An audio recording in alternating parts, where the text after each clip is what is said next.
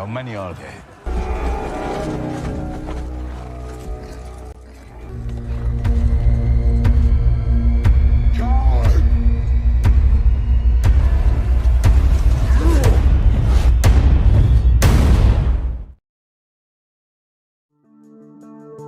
Assalamualaikum warahmatullahi wabarakatuh. Bertemu lagi dengan gue di channel Pojok Kartel. Film yang akan gue bahas kali ini diangkat dari kisah Raja Daud, sekaligus Nabi yang berdakwah pada Bani Israel. Dalam film ini kita akan melihat secara lengkap tentang perjalanan hidup Raja Daud yang terkenal akan keberaniannya melawan raksasa Jalut. Oh ya, dikarenakan film ini yang cukup panjang dan ceritanya yang sangat detail, jadi seduh kopi hangat, lalu atur posisi dudukmu, fokuskan pandangan ke layar karena kita akan memutar intronya.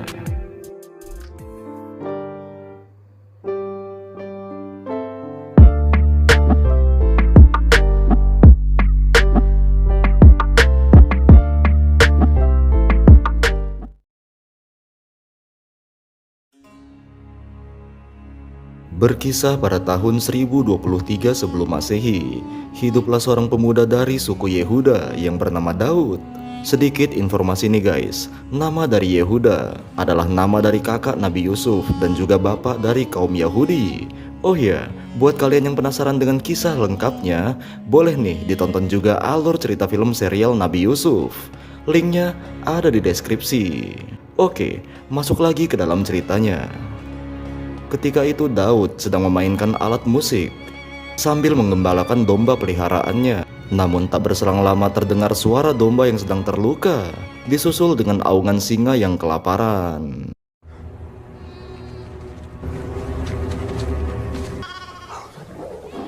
Sambil bersembunyi, dia pun merakit senjata berbentuk ketapel untuk menyerang singa tersebut.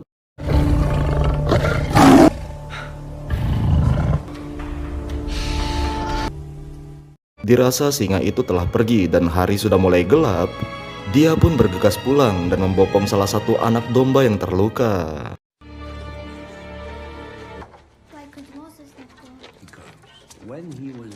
Sementara itu di rumahnya terdapat seorang pria tua yang bernama Isai, yang ternyata dia adalah ayah dari Daud, sedang bercerita tentang Nabi Musa yang telah memimpin kaum mereka dari kezaliman Firaun.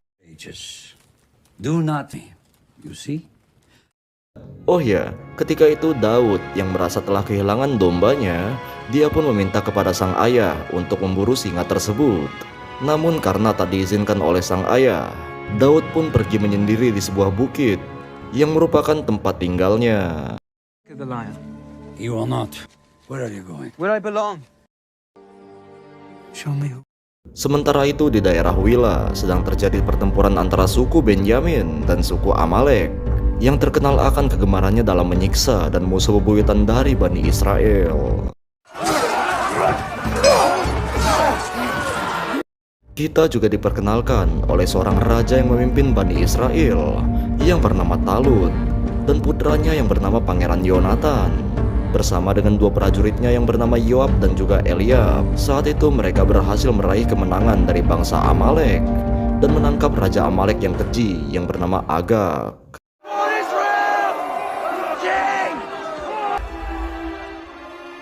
Tak berselang lama, mereka mendapatkan informasi jika desa di perbatasan Bethlehem Utara telah hancur oleh sekelompok orang yang belum diketahui. Lantas saat itu, Pangeran Yonatan bersama dengan beberapa pasukannya pergi menuju ke perbatasan. Tired, Eliab? No, I'm. Setibanya di sana, ternyata desa itu telah hancur yang diperkirakan akibat dari bangsa Filistin.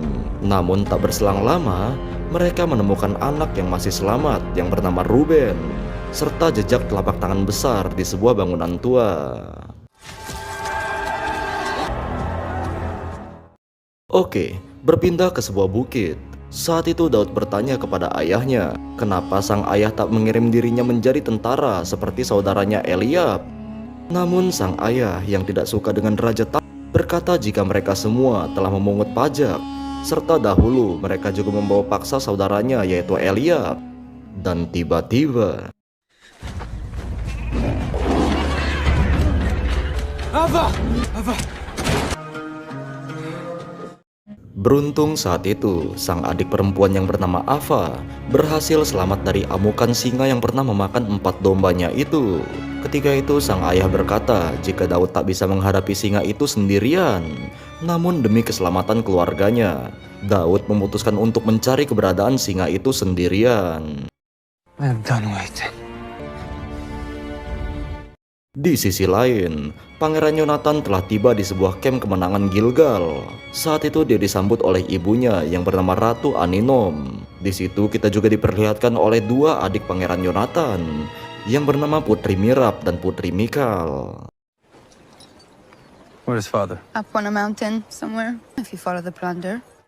Di tempat itu juga terdapat seorang pangeran lagi yang bernama Esibal, yang ternyata adalah adik dari Pangeran Yonatan yang kerjanya hanya bermalas-malasan sambil ditemani oleh seorang pelayan yang bernama Kezia saat ayah dan kakaknya pergi berperang. Men younger than you fought and died in that battle. May God reward their sacrifices. Yoav and Lord of Ner request you. Beralih ke Raja Talut yang ditemani oleh tangan kanannya yang bernama Abner. Mereka sedang melihat sebuah monumen setiap bangsa yang telah dikalahkan oleh Raja Talut dan mengenang kejayaan dinasti mereka. Saat itu juga Pangeran Yonatan bercerita jika desa di perbatasan Bethlehem telah hancur, serta dia juga menemukan sebuah jejak telapak tangan raksasa dan anak panah sebesar tombak. Mendengar hal itu Raja Talut merasa bingung. Dia pun berkata jika raksasa tidak mungkin menjelajahi tanah mereka sejak zaman kepemimpinan Yosua beratus-ratus tahun yang lalu. For one man, I have no love for these politics. We have a celebration to enjoy. Di sebuah daratan tinggi, terdapat seorang hakim terakhir yang bernama Samuel yang merasa jika ada sesuatu yang salah yang dilakukan oleh Raja Talut. Lantas dia dan muridnya yang bernama Silas segera pergi untuk menyampaikan firman dan membatalkan apa yang telah terjadi pada Raja Talut. To speak the words that were spoken. Sementara itu di kamp kemenangan Gilgal, Raja Talut sedang merayakan kemenangannya atas bangsa Amalek. Di sana seorang senior yang bernama Adriel mengatakan meskipun suku kecil, Raja Talut telah berhasil membawa suku mereka ditakuti oleh suku sekitar. Dan suku Binyamin juga menjadi kaya karena harta rampasan yang diambil oleh bangsa Amalek. But I raise it. Conviction. Go before him all. Jonathan! Berpindah kembali ke Daud yang mendatangi sebuah goa tempat singa itu tinggal. Dan saat malam tiba, dia pun menyiapkan sebuah obor. Lantas dia meyakinkan dirinya jika ketakutan adalah musuh. Lalu dia pun segera masuk ke dalam goa itu untuk bertarung dengan sang singa.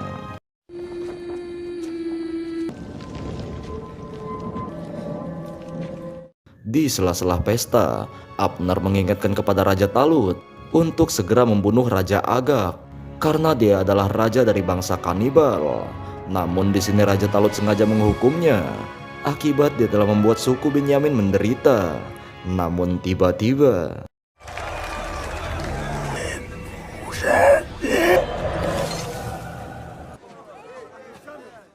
saat berbicara dengan Hakim Samuel, Raja Talut berkata jika dia mengikuti apa yang diperintahkan oleh Tuhan dengan menghancurkan bangsa Amalek. Namun di sini Hakim Samuel mengatakan jika Raja Talut tidak mengindahkan perintah Tuhan yang melarang untuk mengambil harta rampasan perang atau apapun dari bangsa Amalek, termasuk membiarkan Raja Agag tetap hidup. It's been brought in to pollute what. Tonight we celebrate! Raja Talut yang merasa dipermalukan oleh Hakim Samuel, dia pun berkata, apakah belum cukup demi mengalahkan bangsa Amalek? Aku telah mengorbankan ribuan orang dalam medan perang. Hakim Samuel berkata jika dia hanya menyampaikan firman Tuhan dan memilih Talut menjadi seorang raja karena itu adalah perintah Tuhan. Hingga tiba-tiba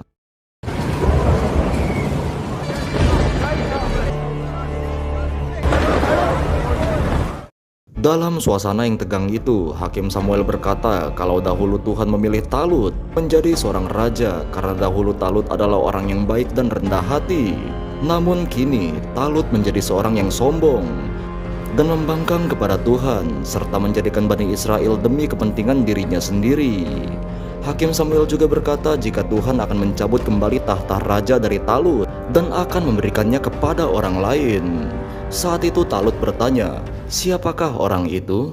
Spirit is withdrawn from you. Berpindah kembali ke Daud yang sedang berdoa kepada Tuhan agar menjadikan dirinya kuat hingga dia bisa berhadapan langsung dengan singa itu yang selama ini dia cari.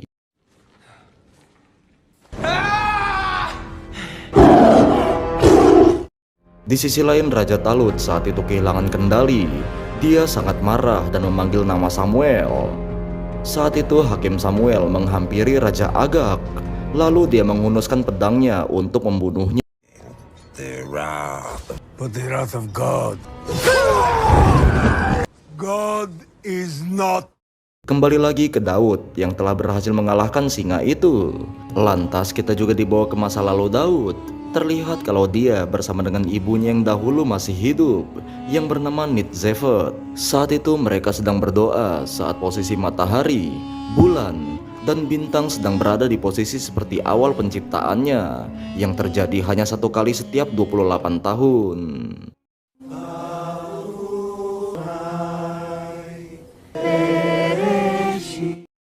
Salah seorang pria di sana berkata kepada Daud dan ibunya, jika mereka tidak seharusnya berada di sini karena mereka telah dianggap mencemarkan nama Isai yang juga ayah Daud dan warga Bethlehem.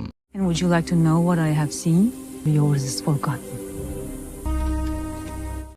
Dikisahkan juga suatu hari Daud yang sedari kecil dijauhi oleh saudara-saudaranya, dia pun ditenangkan oleh ibunya jika dia dilahirkan dengan baik dan luar biasa.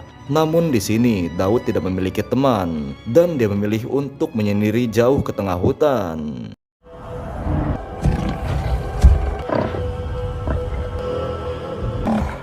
Stay very still. Saat di tengah hutan, seekor singa yang besar tiba-tiba berada di depannya. Ketika itu sang ibu yang berada di belakangnya berkata kepada Daud untuk tidak merasa takut. Hingga pada akhirnya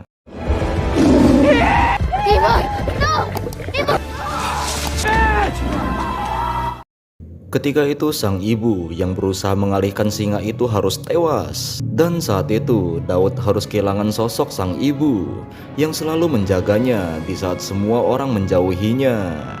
Lantas sebelum meninggal, ibunya sempat berkata tentang masa depan Daud. Namun belum sempat dia melanjutkan kata-katanya, sang ibu telah lebih dahulu meninggal dunia.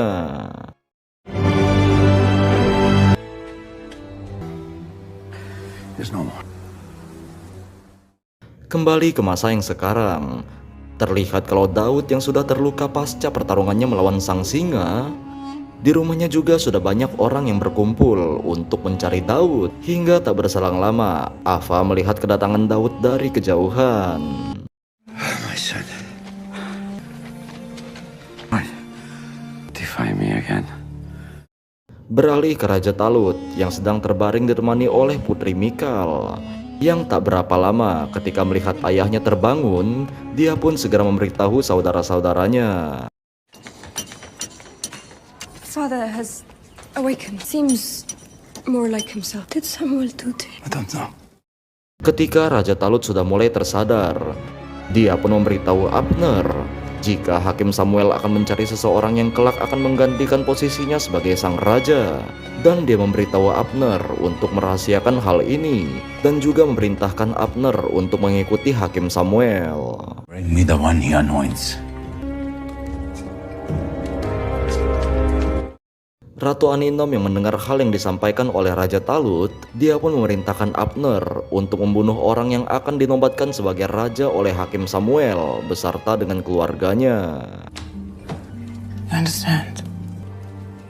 I serve the house of Saul. Berpindah kembali ke sebuah kota di Filistin, terdapat seorang raja yang bernama Akis, yang juga merupakan putra dari Raja Agag. Saat itu dia melakukan pertemuan dengan raja-raja yang ada di wilayah Filistin untuk mengajak mereka bergabung agar memerangi Raja Talut. Namun para raja di Filistin menolak hal itu, dikarenakan itu merupakan ajang balas dendam dari Raja Akis akibat ayahnya telah dibunuh oleh Talut. Command the 5 armies. I miss your father. Prepare the horses. Berpindah ke sebuah pesta pernikahan di suku Yehuda. Terlihat Daud yang sedang memainkan alat musik untuk menghibur tamu yang sedang hadir. Hingga saat itu, Yoab yang ditugaskan untuk mengawal sang putri tampak memberikan ucapan selamat kepada kedua mempelai yang merupakan salah satu tentara dari dinasti Talut. Eat. Welcome. The sons of Jesse. Terlihat juga Abner bersama dengan Putri Mirab dan Putri Mikal yang juga datang untuk memberikan selamat serta memberi hadiah berupa tanah, domba, dan juga pelunasan semua hutang untuk pasukan yang sedang menikah. Congratulations to the new couple. Menurut Putri Mirab, kedatangannya dianggap sebagai pengalihan isu tentang kondisi ayah mereka yang mengalami gangguan jiwa. Putri Mikal yang tak setuju dengan pendapat Putri Mirab memilih untuk menari bersama rakyatnya di sana. Princess, please don't. Yoav, don't be jealous. Pada malam harinya, terlihat kalau Daud sedang bernyanyi sambil memainkan alat musik kenangan dari ibunya. Dan tak berapa lama, Putri Mikal yang mendengar suara merdu dari Daud, seketika dia pun terkesima dan mendekatinya.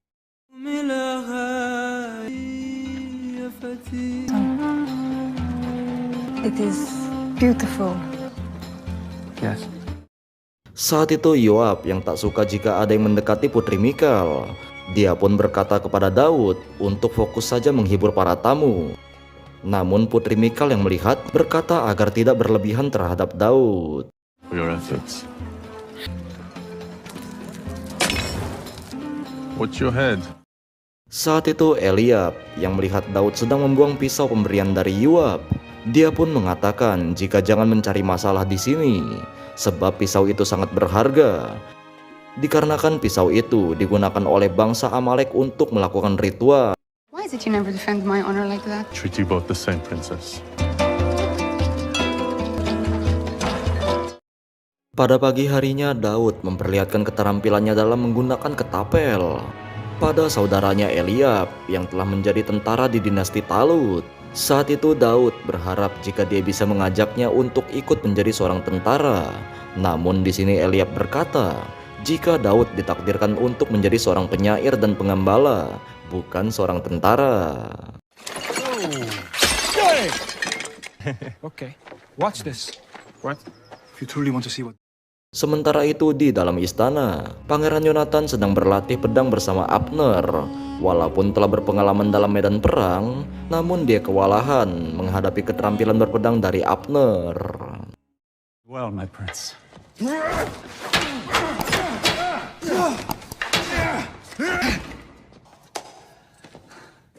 Saat itu Pangeran Yonatan memikirkan kondisi ayahnya.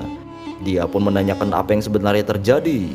Ketika Hakim Samuel menemui ayahnya, namun Abner yang ditugaskan untuk merahasiakan tentang hal itu, dia menyuruh Pangeran Yonatan agar menanyakan secara langsung kepada ayahnya sendiri. Father is the king of Israel. Get out of bed. Why did no one... Tak berselang lama saat itu, Raja Talut tiba-tiba datang dan meminta Abner untuk meninggalkan mereka berdua.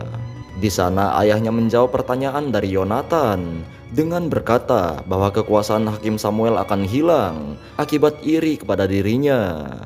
Did Samuel say to you? My dad. Father, he's been... Yonatan yang percaya jika Hakim Samuel adalah wakil Tuhan, dia pun tak mempercayai perkataan ayahnya itu, yang menganggap semua orang bisa berubah termasuk Hakim Samuel. I promise. Saat itu Putri Mikal yang sedang bersama dengan seorang guru yang bernama Aimelek. Ketika itu mereka sedang menulis di desa Benyamin. Hingga tak berselang lama Raja Talut datang ke sana. Mengetahui kekhawatiran putrinya terhadap dirinya, dia pun mengatakan untuk tidak takut dan semua akan baik-baik saja. She will cherish them. Their times. Beralih kembali ke Daud dan Eliab yang sedang berjalan ke padang rumput. Saat itu Daud bertanya tentang kematian ibu mereka. Eliab beranggapan jika kematian ibunya dan rasa bersalah Daud membuktikan kalau hidup bisa saja sangat kejam dan tidak adil. Apalagi takdir dari kehidupan ini tidak bisa diubah. Eliab juga sangat menyesal sebab ia tidak begitu baik kepada sang ibu. semasa ibunya masih hidup. You wish to run away to war? Tak lama mereka tiba di sebuah perbatasan yang telah hancur.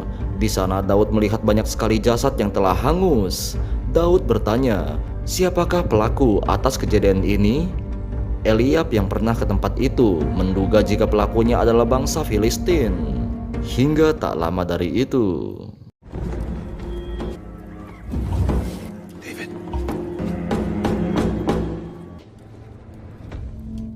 saat itu Daud tak sengaja bertemu dengan salah seorang dari Filistin. Ketika ditanya, orang itu menjawab kalau dia hanyalah warga sipil yang kebetulan lewat. Namun saat melihat kalau Daud berbeda kepercayaan dengan mereka,